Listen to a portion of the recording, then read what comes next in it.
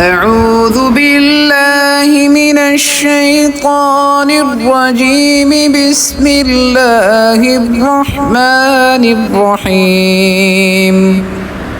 سورة الفيل مكية.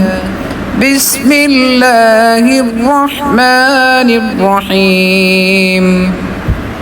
ألم تر كيف فعل ربك بأصحاب الفيل؟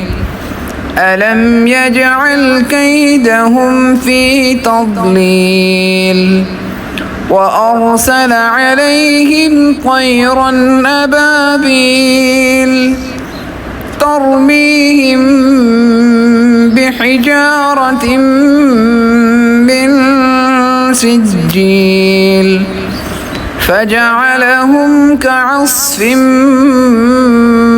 مأكول. صدق الله العظيم.